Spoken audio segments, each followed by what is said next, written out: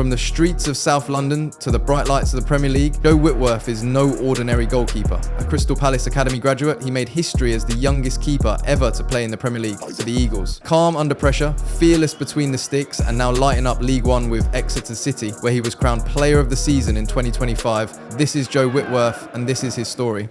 I think if you don't have that drive and that determination, the intensity of how you train, I think that's a big thing. Every single day at the highest intensity and at it every single day, like that's why they're at the top. As a young kid, I love football. Like I loved football growing up, and I still do, and that's why I still wake up every day like going, yeah, like sweet, like let's go and train. So I'd say to anyone really, kind of you're there for a reason. Like if you're playing up, if you're getting good opportunities with older players, or even if your own age group, like the people that are behind it know what they're doing. Like the one thing you would say, if you do this, you've got a good chance. Yes, guys, welcome back to another podcast. Today we've got a special guest, Joe Whitworth, who's a Crystal Palace footballer, goalkeeper, and yeah, we've been friends for over 10 years now, so it's going to be a good one. I already know a lot of the stories, but it'll be good to relay that to you guys, and yeah, hopefully you learn something along the way. What's going on, Joe, Sean? Hello, mate. How are you? Yeah, all good. So yeah, I think let's just start it off with early life and how you got into football. I think that will be really helpful for people, where you grew up, where you played, all the way up to probably your youth team days. So obviously, like every kind of English lad growing up, like wanting to be a footballer, I think most kids start playing, obviously watching their idols on TV and wanting to do the same thing. And obviously I started playing ever since I can remember. Started playing just with my mates at the park, like I said, with you as well. Going to the park every day, every weekend after school and that. And then started playing kind of Sunday league, just local team. It was Burpham Juniors, it was. I think you won't like that, were you? You're the other one. Guildford Saints. We were from the same area, but yeah, Burpham Juniors were like your age group was good though, no? Yeah, no, it was good. But you were up top as well at that point. Yeah, so played up top for obviously Burpham Juniors for probably maybe 3 or 4 years, maybe 5 years, just enjoying it, playing with your mates on a Sunday. It was just kind of the best part of the week, and continued to do that for quite a few years, and then it came to a point where I started to obviously get quite good at football really, and started to get a little bit of people having a look, and went on a few trials as a striker. What kind of striker were you? Fucking hold it up and that? Yeah, like I think I was quite. I'm sure you can't believe it now, but I was quite a big, like quite tall lad as a kid. But so I think I was kind of just getting about, scoring a few goals, bullying people, elbows, and do you know what I mean? Just get off me. But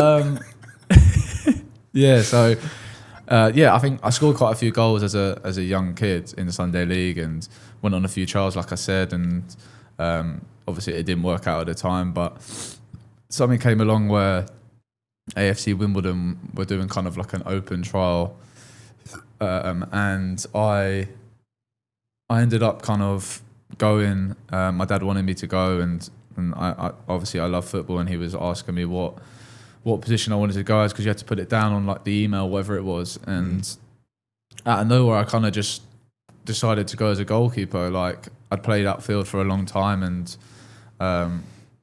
like I said this before, I didn't really enjoy running about and stuff. But like when you're playing with your mates at the park, like everyone kind of goes around, you go in goal at times, like you play all different types of positions. And I enjoyed kind of making saves and jumping around in the mud and stuff like that. So I ended up kind of going to that trial as a goalkeeper, and like I said, done pretty well, and then got an actual trial for the academy, and ended up getting in a couple of weeks. So I remember that because I was at Wimbledon the year above at that time, and then I remember like it was kind of a quick thing, and then but like it was also like it felt like you got in. And then like 2 weeks later, you started playing with us. Like you started playing up here, and they were like, "Oh, like we've got someone here." And then you like literally played with us for like most of the time, like almost every single game. Yeah. And then so that was probably what, like under 10, under 9 kind of thing. I think to be fair, I think it was under 11 when I first joined. Obviously you were there before that, so that was how we our kind of friendship started really going more. Really, I think we probably knew each other beforehand. It was just at Wimbledon was when we started becoming good friends. And then obviously you went to the same secondary school as well, George Albert. But then so you went from there, because this kind of happened quite quickly. Like, you weren't even really a keeper, then you became a keeper, then you signed for Wimbledon, then you started playing a year up, even I think 2 years up at times as well. And then there was interest from Palace, obviously. I think when was that, under 13, under 14? Yeah, under 13, I think. And then obviously you're a Palace fan as well. So what was that kind of process like at 13, 14, is when you were only signed like a couple of years ago, just kind of turned into a keeper a few years ago, and then obviously your like boyhood club want to sign you. Yeah, 100%. I think the whole kind of journey went quite quickly, going from obviously turning to be a goalkeeper, training with Wimbledon, playing obviously a year up, maybe 2 at times, and then obviously getting interest from other clubs. So I think as an 11-year-old training, obviously turning from being a striker to a goalie, training probably, I think it was Monday, Tuesday, Thursday, Saturday, then play on a Sunday. It was a lot of days in the week, and I think that really like ramped up my development for sure. Allowed me to learn a lot of things. Obviously, come across a really good goalie coach in Jordan Knight throughout that time, and he really helped me become obviously the goalkeeper I was at that age and I am now. And so when I was probably 13, like the whole kind of when you're 12, 13, you don't really play in a league. You're kind of playing friendlies and people that obviously are around your type of area. So we played Crystal Palace quite a lot, to be fair, because it was not too far from Wimbledon, and ended up playing them away at some point. I think we lost like 8-2 or something, but I had a worldie. Even 8-2. I let 8 goals in. Yeah, I must have saved so many. And after that was kind of the interest started happening, and then I ended up signing for Crystal Palace when I was, I think it was 13, maybe 14. They bought you as well, didn't they? Yeah. At that age, 14. So, at the time, obviously, I loved it at Wimbledon. It was a great club, and like I'm sure you'd say the same thing. And but obviously, Crystal Palace, I supported them since I was young. Like, my whole family are Palace supporters, so it was a no-brainer of going there, to be honest. Yeah, and then kind of going, someone I wanted to maybe touch on later as well, but it kind of links with, I think, your whole kind of career, like how you've just for the people watching who obviously from Jogger, they probably want to be a pro footballer. They're kind of like they're trying to aspire to be that. Like, how did you like mentally go from being like playing up a year, playing up 2 years, and just kind of take it in your stride like that? Because the reason I say we talk about it later is obviously you've kind of done that throughout your whole career. You've always kind of played up, even like from when you were like 16s or something into the 23s or 18s into the first team, into the Prem. Like, there's always been it's always been like bigger than what it should have been. And it seems like you've taken it into your stride like every time. Like, what advice can you give to someone in that situation? Maybe they're scared to, like, even me, like playing in an academy, like if I had to go up an age and I didn't know anyone and all this kind of stuff, like I think a lot of people feel the same. Like, you'd feel like pressure, you wouldn't want to like make any mistakes. But yeah, what would your advice be in that situation? Yeah, I think I've come across quite a few people that when they've kind of been at that level to play up, it's been a bit tough for them, like mentally, etc., to kind of go into a group and then not know anyone, and you're not playing with your mates anymore, etc. And I think what helped me was kind of just having the confidence in myself, really. Like, ever since I was young, I had a good base kind of with my mum and dad giving me confidence and helping me and not putting any pressure on me when I was younger. And I think that's important as parents. But within myself, I had a lot of confidence. I knew how good I was, and I knew that I was there for a reason, and the coaches were kind of helping me develop by playing me up years. Especially as a keeper, I'd imagine, like if you don't have that confidence, you're done, you're finished. Yeah, it's definitely a big part in, especially in goalkeeping. So I'd say to anyone really, kind of, you're there for a reason. Like if you're playing up, if you're getting good opportunities with older players, or even if your own age group, like the people that are behind it know what they're doing, and they're getting paid to help young players, and to be able to trust them is a big thing. And if they're putting you in these opportunities to help you develop, then you just got to take it in your stride. Like you're there for a reason, and have that confidence that's given from the coaches to put you in that position to play with it. Yeah, I think as well, from me looking back now, the thing that's helped me now, because now if I went, like, you can say because I'm older and more mature, but like now if we go into a new change room, it's completely fine. I think it's all about also like experience when you're younger. The fact that you went from you went on all these trials at different teams already, and then you went to Wimbledon, and then you were a keeper, and then you trialed up. Like you had so many of these like learning curves of going to these different places that were like foreign, that it just becomes normal. So I think if you're at a club, or you're at the same age group playing for like 6-7 years, when you have to take that step, it's going to be a big one because you're not used to it. But if when you're young, you're going from like you're trialing with different teams, you're playing an age group up, you're playing with your brother's team or whoever it is, then like that will help you a lot. So I think just like getting out your comfort zone, and it just becomes then like second nature when you have to do it, and that gives you confidence. So, 100%. I think it's not just kind of like I said, like you having the confidence in yourself and trusting other people, but I think it's the whole kind of social like mentality side as well. Like me going to obviously trialing at different clubs when I was younger, and then going to AFC Wimbledon, also playing in Sunday League, like the whole you're meeting so many new people, and I think having that kind of confidence socially definitely helps kind of going into a new environment with new people that to learn from and to meet, obviously. And you've definitely, well, you can say, but I assume you've played with a lot of players, maybe at Wimbledon or Palace or England or whoever, who have like this insane talent. They're unbelievable, but like they just can't, like they don't have like the experience or the confidence to go to the next level.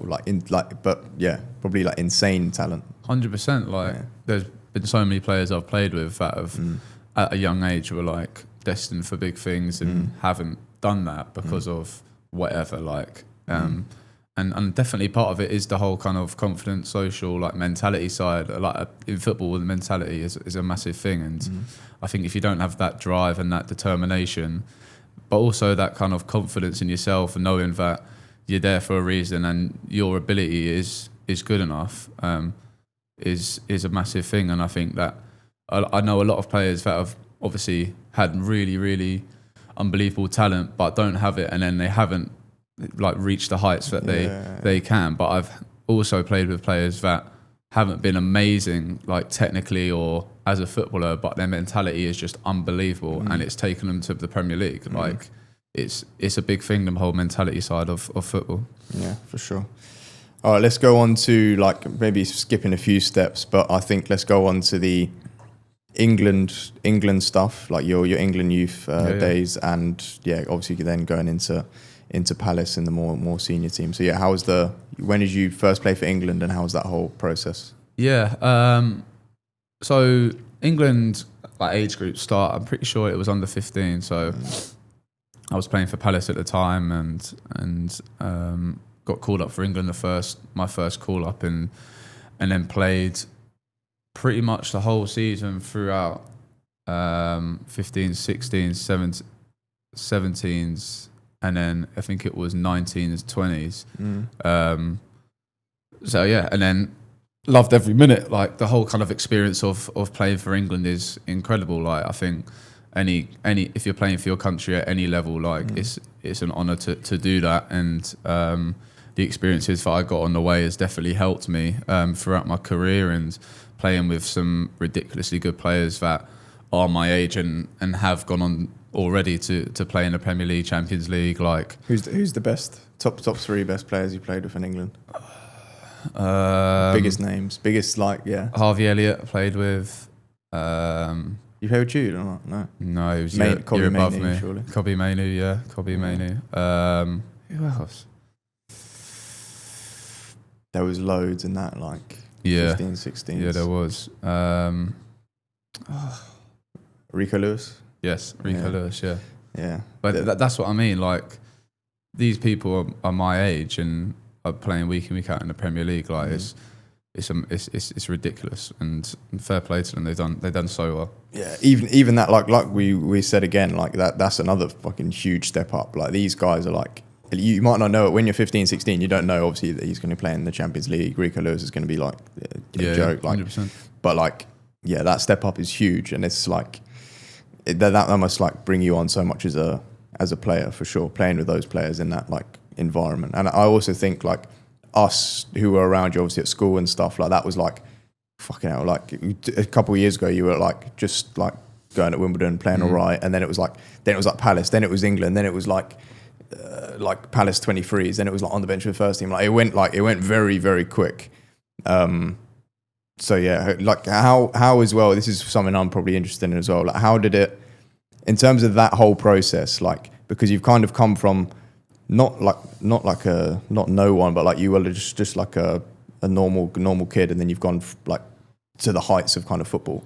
How is that like on your mindset, on like your ego and stuff? Because I think out of everyone who's played pro or played in the Prem, like you don't have that sort of ego. Like, you would expect someone who's had those accomplishments to like, yeah, be a bit of a knob, but you haven't been. So what is like, how did you treat it, and why didn't you like go down the like big-headed kind of route?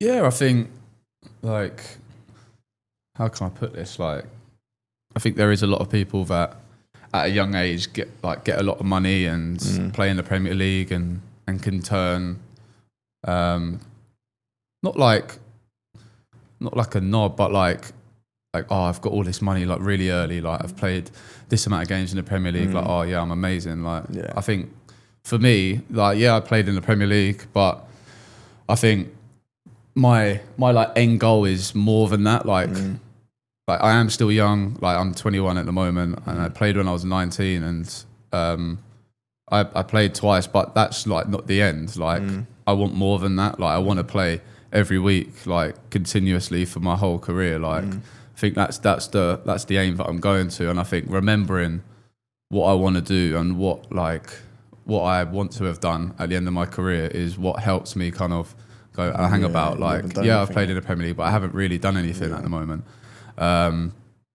So I think just kind of enjoying the whole kind of process of football. Like, I'm still young, and I want to play as many games as I can in my career, and currently obviously going out on loan, trying to learn my trade and play men's football, and play as many games as possible in that kind of in that league, to then push myself forward and develop as a goalkeeper.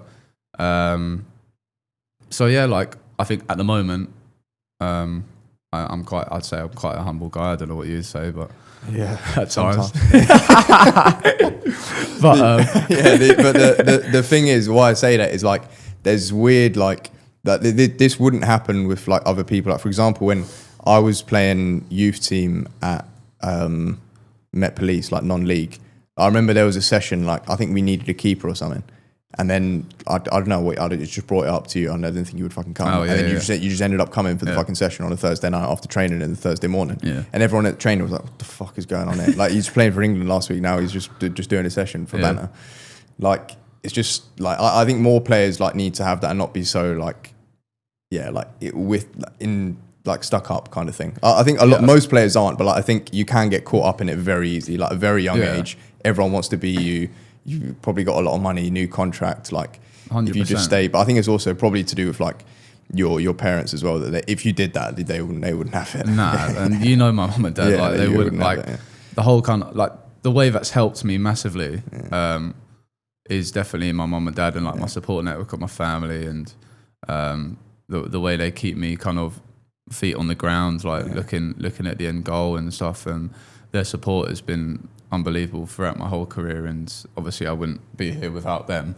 But yeah, like you said, like, it can be hard to get not caught up in the whole kind of hype, like playing the game, like played in the Premier League, like new contract, stuff like that. Like a lot of players do get caught in that, but I think it's obviously having that mentality to go hang about, like I'm not done yet, like I want to do this, I want to play in the Champions League, I want to do it, do you know what I mean? Like, and then the players that have gone on to, like I said, like Rico and Kobe Mainu and Harvey Elliott and like Jared Braithwaite, who have come from obviously academies all the way through, played for England, played for the 21s in England, and then obviously now are playing in the Premier League week in, week out. And that's what I want to do, and that's what basically every English player wants, like young kid wants to do. So, and for them, they've probably got this, because they've been that successful, they have the same mindset. They're thinking the same as you. They're thinking, I haven't done anything yet. Yeah. Like, I want to be the Harvey Elliott wants to be the best Liverpool player. He wants to play every single game. Wants to win the Champions League. Wants to win the Premier League with Liverpool. That's the mindset you have to have. And I think you've got to be like obsessed with the journey rather than like the goal. Because like if your goal is just to play in the Premier League, you'd be done now. Yeah. You're like, oh fuck, I've done That's it. what I mean. Yeah. But like it's more about the journey and like it's about enjoying the journey as well. Like there's like football. What I've come to realise this year, especially, there's so many ups and downs. Like in football, whether you're playing, whether you're not playing, whether you're playing unbelievably or you're having a dip in form. Like the season's so long, and it can go really, really well all the time, or it can go well and not so well, etc. Like it can go well with your performances or as a team, or maybe you're near relegation and stuff like that, but you're playing well. Like, do you know what I mean? Like there's so many ups and downs in football, and I think as in your own career, you've got to be obsessed with obviously making yourself better, but enjoying and obviously learning throughout the whole journey. And obviously, like I said, like taking opportunities when they come, like that's a big thing. But like having the mindset to be able to do that, and then obviously to do that at your best ability. For sure. All right, before we go on to the senior career, obviously that's started probably a year and a half ago, and obviously really kicked on this season. I want to quickly talk about Jogger. Obviously it's a Jogger podcast, about because you're probably the best person to talk about where we kind of started, because we kind of you were like the first person I went to. Obviously it was kind of me, you and Ethan, like at the start, really like pushing things. I just want to get your what you thought of it at the start, and where it's kind of going to now. So it hasn't really, like in the scheme of things, it hasn't really been going on for too long, has it? Like 2.5 years. That's what I'm saying. Like as a kind of company, where it's gone, like the heights it's gone already is ridiculous. And I think at the start, like I probably would have been maybe first year of 21s or like a second year scholar. Yeah, second year scholar, but I think you were playing with the 21s. Yeah, so second year scholar, like I think I'd mentioned to you before, and obviously you've played in non-league, like everyone knows that loads of players don't like massive shinnies and play, like I've seen so many players like cut out kind of material from the physio bag or use like even like cardboard, like cut out bits of cardboard and just wear them, because no one wanted to wear the big massive shinnies that were connected with ankle pads and do you know what I mean? And obviously you came to me with the idea with the whole shin pad thing, mini shin pads, asking me if you think it would work, like what do you think? And obviously I was like, mate, like there's no one else. Why is no one? Why has it not happened? Like there's no one else that have thought of the idea or done the idea, or maybe thought of it but not have like actually followed through with it. And so obviously we have me, you and Ethan, and you came to us and was like, what do you think? We were like, yeah, definitely, like it would work. I think I was like, yeah, 100%. I've seen so many people that need that type of shin pad to play in, and it was like at the start especially. So that was like even now that's what we do. We like for all of our products get like validation from actual pro players. So you, Ethan, the other teammates and other like pro players we know. So that's why every product we make is like literally made for a pro player. So 100%. It's like it's guaranteed to work. That's what we think. It all trickles down. So at the start especially, I think your key role was like, because our whole idea at the start was let's get these in and then let's just give them out for free to all these academy players, these big guys. So then that's where you were probably the most helpful with giving it to all the Palace players, all these like younger players coming up who were then sharing it, and then it became viral, and then like videos of you like holding it up just went mental as well, and Ethan. So yeah, that was crazy, and even like to this day, like there's a lot of things we discuss about it, about products, about what can be improved, and all that kind of stuff. So yeah, it's come a long way from the start. At the start, it was just we didn't know anything. Just footballers. No, I mean, just who, like as a kind of, we were just like normal kids, innit? Like, yeah. Obviously, you've taken it to levels that it's been unbelievable now. But the way that you've learned as kind of like a business side of it as well over the years has been massive. Like I think at the start, like you said, I was me, Ethan, you messaging people, like I was giving it to teams and anyone getting feedback, and I think it was even like you do today, like every single time we bring out a product, it's like validated by the pros, by me, like you know what I mean, like the whole send it to send stuff to Exeter, we send stuff to Palace, and we've done that throughout the whole journey, and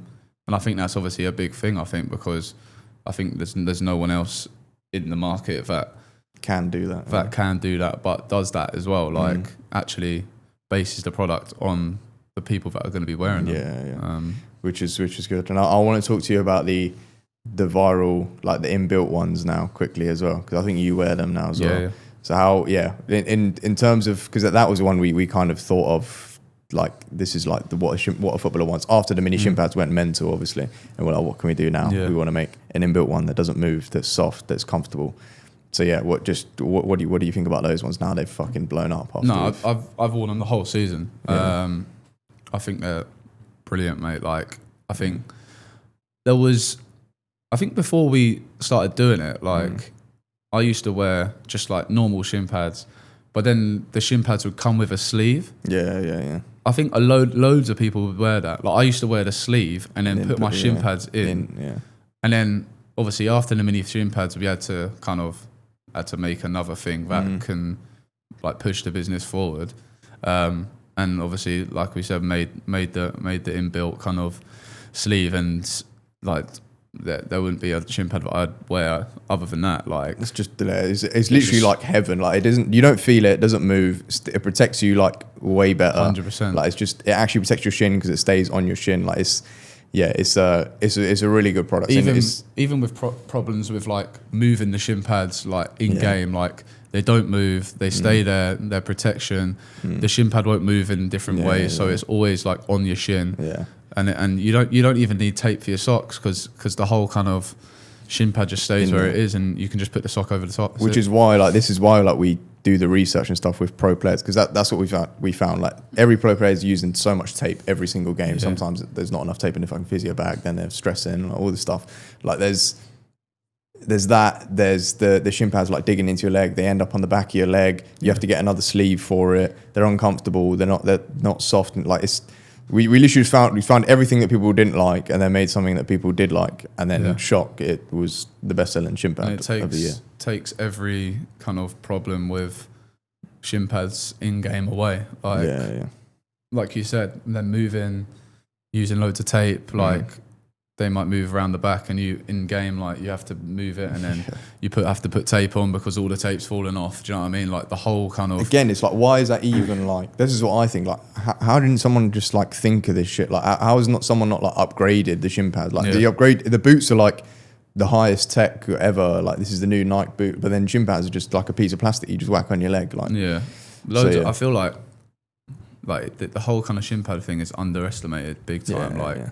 In game, like shin pads is obviously a massive thing to protect you, but like it makes you feel good. Like it makes you feel ready for the game. Like me playing a game, like I could never play without shin pads. An actual kind of game gets it's like in your mind. Like you put your shin pads in, and mentality, like your mental kind of side is like like game day. Do you know what I mean? And to have a shin pad that makes you feel comfortable, makes you feel confident in yourself, and obviously like in your tools, like it's a massive thing. I think it also helps like for the guys wearing it, because obviously not everyone's a pro player that wears it, like 99% of people aren't, but it's like the validation they get and the confidence they get that like for example, you or other pro players are also wearing this and liking this. So then when they put them on, they feel like, okay, like I've got the best. I've got the best thing here. I've got the best. And there's tools. no unwritten rule that, like, we have so many pro players that now wear the Jogger stuff, and there's no kind of lie or unwritten rule that, like, it's there in front of you. Like, the pro players wear them in the Premier League, so it must be doing something great, and I know it is because I do it myself. Yeah, cool. So that's enough plugging on Jogger. But Jogger. So we got the next things we got. I think is nice to talk about is obviously we'll go over the debut. I know you talked about it a lot, but we'll just go over it quickly, and then obviously your time at Exeter. So how was that? Obviously, people probably know you were, I think, the youngest keeper ever for Palace to play in the Premier League. And you obviously stepped in against the rivals Brighton. So how was that experience? So obviously played when I was 19. I think it was a few weeks after my birthday. So I just turned 19, and I was, throughout that season, I was kind of third choice / second choice. Like I was on the bench. I think I was on the bench nearly 20 times, I think it was. So quite a lot of time on the bench in the Prem, and it was kind of my first experience of that whole, like, service in a Premier League group and being actually in the team. So like as a season, like the whole season was incredible. Being on the bench and obviously playing. I was on the bench quite a few times beforehand, and so we obviously playing like Saturday, Tuesday Premier League, and then the day before the game, the goalkeeper who was supposed to be starting got injured, but we wasn't really sure what it was. So no one really knew if he was going to play or not. Like, went for a scan, see what it was. You shitting yourself? Like, I don't really know, because I wasn't, like, I didn't like know that I was playing, so I didn't want to like go, oh yeah, like I'm playing, and then go, oh no, he's here, so I'm not playing. Do you know what I mean? Like, I wanted to just go, listen, like if it happens, boom, it happens. Like I'm ready. So I was just kind of went to the hotel just as normal, like eating pre-match. I think we had obviously a meal, and then it was a night game, so we were in a hotel for like most of the day.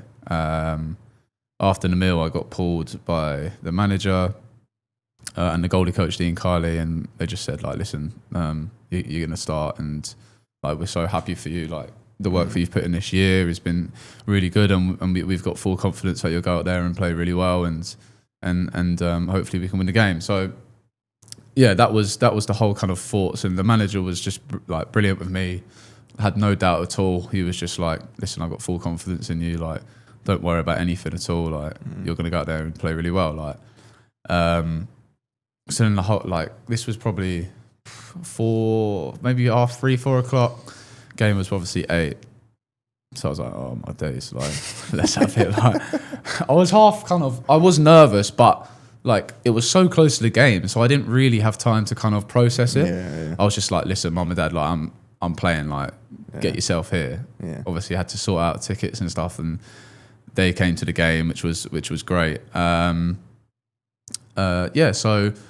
ended up obviously going through the kind of meeting and stuff, and going to the game, and like as soon as I go into the game, like everyone's obviously, the lineup comes out and I'm there, and everyone's like, poor like 19-year-old kid starting in the Premier League, like cameras and that on me and stuff. But I was just kind of ready, to be honest. Like I've said this before, like I didn't really have time to think about it, so it wasn't processing properly. Like I did feel nervous, like I'm not going to get away from it. Like I felt nervous, it's like beforehand. It's a mental game like, to go into as well. Yeah, like especially, Brighton. Like I'm a Palace fan. Like Palace Brighton has, throughout my career, like my life, like Palace Brighton has been a big thing. With obviously, we played them in the Championship playoffs and beat them obviously away, and it's a big game for like every single time.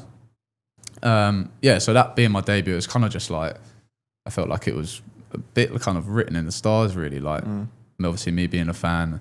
Like I've said this before, but as soon as I kind of got on the pitch, I was like fine, like no, all nerves gone. Like I was like, like I'm here now, like let's go. I've said it again. But I've said it before. I'm gonna fucking say it again. The thing that killed me, because we're all watching. Obviously, like you told us. I don't know. Like you just put in the group. We kind of knew there was a chance, like a small chance, and then you just put like something in the group chat, and everyone's like, "Oh my god, he's fucking playing." So then we all whacked it on. I don't know if it was on. Was it on live TV or was it on? I'm not really sure. I think we had to get a dodgy stick. Yeah. So yeah, don't fucking out. Don't kill me. Yeah, but we were all watching it, and I think in like literally the first minute or two. Like, by the way, before this, everyone's like, "Oh, 19-year-old keeper, like, I don't know, he's going to do Palace Brighton. He's going to be like all the camera, everything, all the pre-match was about you, like in the studio." And then like in the first minute or something, the ball comes up, and it's like fucking halfway between the halfway line and the 18-yard box, and then we just see you fucking come to fucking pass with your head. I was like, "Oh my god, what is going on?" Because we were obviously all nervous, and then I thought after you did that, I was like, "Oh yeah, he's going to be sweet now." I'm all right. Yeah, mate. I think it was like 2 minutes in, they've put a ball over, and I was like, I had to come for it. Like, otherwise he'd be like through on goal. I was running, sprint out, ball my head in it. I was like, oh my god, what have I just done? Yeah, that was fucking mental. Like, thank God it worked out. But yeah, I think after that, like that was like boom. Like I was fine. Like I was in the game. Like that first kind of action going positively was, I think, like for any player, like in any game, really, like having your first kind of touch or first pass being good, like that sets you up for the game. And that set me up pretty well. And obviously I got such a great kind of, what would I say? Like the fans were like brilliant with me, obviously throughout the whole thing, like being one of their own, and had a chant coming for me as well, which was like my first kind of experience of having that. And so I had to I wanted to show my appreciation to them beforehand, but at the end of the day, like I had to obviously perform. Like my full focus was on winning the game and making sure that I performed to obviously help the team. And like I said, the manager was brilliant with giving me that confidence that he had in me, and also the players, like senior players as well, like with Zaha, like Michael Elise, Joel Ward, all like going like, yeah, like no, we know how good you are, like just go and show it, etc. Which was obviously a big thing, just to have kind of that like confirmation, like that the lads were like, yeah, like we've got no problems. So yeah, obviously we lost the game 1-0. We weren't in an amazing, like as a team, playing as a team, we weren't in an amazing like patch at that time in the season. But listen, like I was pretty happy with my performance in general. Like I was flying around, made a few saves, and obviously done pretty well. So I was just literally like just buzzing that I was able to then obviously make a few saves and got man of the match as well, no? Yeah, I think so. Make a few saves and show what I can do, because I think obviously I knew that in coming into the Premier League game, like you'd have to do stuff and make saves for the team, and I was just happy that I was able to make big saves at that time and help the team as much as I could, really. Yeah, it was top. There was obviously man of the match performance. I was only raging because I put you in my fantasy team, so I was fucking fuming. 0 points. But and then like we'll quickly go on, because then you also played against Arsenal the next game, which is all like fucking Brighton, the rivals, and then Arsenal were obviously a joke. Away, like how was the level compared to what you'd played at before, 18s or 23s and that kind of stuff? Yeah, I think the whole level was just another kind of just different. Massive level up. Like it's just different. Like obviously all these players play Premier League week in, week out, have played for years, and stepping into kind of that like realm was obviously an unbelievable experience. Like to play them two teams who are probably like at that time they were probably the two best teams in the league at that point. So yeah, to be able to be on the pitch and obviously play it away at Arsenal, it was like 70,000 people. So yeah, it was a whole new experience for me, and that has definitely helped me massively in my career now. And obviously this past season, having gone out on loan. Yeah, for sure. And then touching on that on loan, how has it been this season at Exeter? Because I know you were very keen to go on loan, and maybe a lot of people probably wouldn't have been. They think they've just played in the Prem. They think, nah, I want to stay here and try to get in the Premier League first team and stuff like that. But yeah, how was that experience this season going out on loan at Exeter? Yeah, I was very keen on going out because I think as a goalie it's really important to play games. I wanted to go out and kind of showcase my ability to the world really, and obviously I played in the Prem a season and a half beforehand, and then the season before I was with the first team on the bench, but then obviously playing for the 23. So it was a time that the club I knew that I needed to go out and show what I could do. So yeah, Exeter came in and it was perfect club for me. Like as a goalkeeper, I'm quite ball playing wise, I'm very good, and Exeter wanted to play that type of football, and it was important that I got a club that played that type and would then showcase the best of my abilities as well as obviously the team. So Exeter came in, manager was brilliant with me. He had a lot of confidence in me, which drew me to Exeter. What he was saying, like with how I was going to play, obviously start and make as many games as possible as long as I didn't get injured. So yeah, like the whole kind of experience was really, really good. Like there was so many ups, but there was downs as well. Don't get me wrong. Like, but yeah, loved every minute of it. Played 51 games in total. Played 4 games in the FA Cup. Played obviously Nottingham Forest in the FA Cup, which was a crazy experience. And then 46 games in the league, League One. So yeah, it was a really good experience coming against obviously different styles of football and different players that obviously I'd never played against, and obviously a league that I'd never played in before, and now I've come away from it. I think as a season, having a really good season and coming out with 16 clean sheets and obviously 51 appearances. So that's what I was going to say. There was a point as well where you were kind of going a bit viral on like the socials and stuff because the amount of clean sheets you were keeping. I think it was like the most in the top leagues or something like that in England. Or I got six in a row. I can't remember when it was, but kind of like just before the middle of the season. So the whole kind of experience of that was great, and we had a really good kind of strong unit, and being part of like a squad or a team that was like fighting for each other and was really solid with the players in front of me. I had so much confidence in them and them with me, and we worked really well together, and obviously that showed with the 6 in a row. And but then after that I didn't get one for like 17 games. So I was like out on my fantasy team. Yeah, just take me out, Zach. I'm having a stinker at the moment.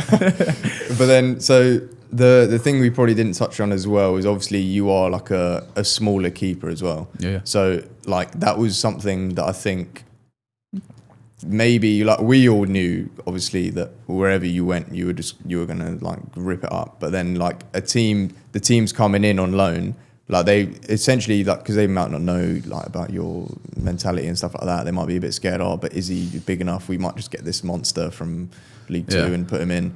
Like how was that? Because did you feel you had to like prove yourself in League One? Because obviously League One as well was like a physical league. Like the strikers are massive, centre backs are massive. They're gonna smash it on your head, long throws. Like so how was that like being a smaller keeper? So there's probably a lot watching like you who struggle with that. So yeah, how was that in League One? I think it was good. Like I had to obviously perception wise, I'm not huge, and a lot of people from the outside in that haven't like seen me train or see me as a person will be like, oh, like he's too small. But like for me, like I can't really do much about it. Like, do you know what I mean? Like I've got so much like good abilities elsewhere that like make up for obviously the loss in when other people are 6'7" or whatever. Obviously, I feel like there is still like an older kind of mentality with in the lower leagues with kind of I want like a big monster, which is fine. Like, if managers want that, like that's fine. Like, I'm not bothered. Like, I was just really kind of I had a few clubs that wanted me at the start of the year, and I was just like, yeah, like we'll stay here. Like, let's go with one of these. And when I spoke to the manager at Exeter, he was like I'm not bothered at all. Like, don't worry about that. Like, the abilities I have elsewhere will come through and shine, and that's like we all know it, but now it's not even a question because now you've done it in League One in like the biggest and like one of the most physical leagues, like kept all these clean sheets, like player of the season, fans player, like all that stuff. Like it's like, all right, now, like now everything's fucking opened up. I Yeah. think. Like now there's the complete. Even though like people who knew you before already knew, but now I think everyone knows. All right, like Yeah, I think at the start of the season,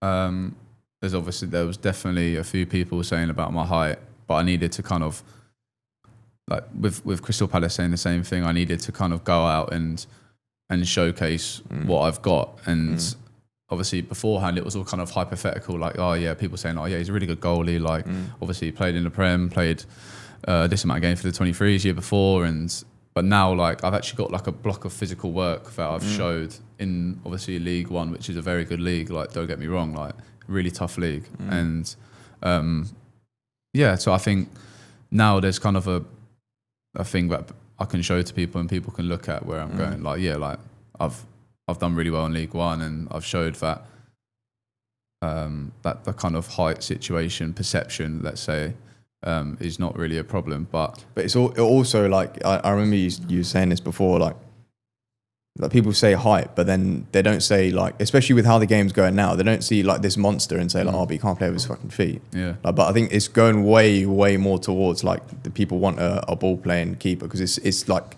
so important. Even like me as a defender, like if you've got a keeper that can play with their feet and you're confident with, like it changes everything. Like if you have a monster in goal, essentially you can't play out the back because you don't have that free like pass backwards. So I think it's gonna keep going that way. And yeah, that's obviously your speciality, even in like school games. I think even for Palace and Wimbledon at times you played outfield at points as well. So yeah, that's obviously a big strength. But yeah, obviously that was Exeter this season. What are you thinking for next season and beyond? Yeah, I've had a few kind of conversations already. Like, obviously with Exeter going pretty well this past season, obviously I think the next step for me is to go out again and obviously play another, hopefully, fingers crossed, 51 games or 50 games. Because I'm still young. Like as a goalkeeper, like you see a lot of goalkeepers play till they're 40, 41. Like goalies can play for a bit longer, and me being 21 and obviously played 50 this season, and hopefully if I can play another 50, I'll be on 100 by hopefully 22, 23. So I think it would be a good like step for my career. So yeah, like we'll see what happens in the summer and see what level I go to if that's the step I take. Cool. And what's the big end goal? Because obviously you're saying you're not happy just playing one Premier League appearance and just doing this. Like what's the like the end goal for you? I think the end goal is like I want to play for England at a World Cup, and I want to play in the Champions League. Like I think any kind of young kid wants to do those type of things, and I wouldn't say I have like a specific end goal that I look to, and that's you get that and then it's it. But you're it's more like that's what you're working every day to try like be. Yeah. Like that's probably the thing. Like the end goal is probably like to be a professional footballer with 500-600 games at the highest level. Like that's probably the thing that I'll be like, like at the end of my career, I'll be like, like I've done this. Like I'm really happy with that. Obviously, like I said, I want to play at these leagues, and for obviously England, like I think that would be stupid for me not to say. But yeah, like I said, like I don't really work to kind of the end goal. Like I work to make myself better and then to obviously play consistently well every single season. Hopefully, fingers crossed. But yeah, that's the thing. That's the way I work every single day to make myself better and to keep pushing forward. Really.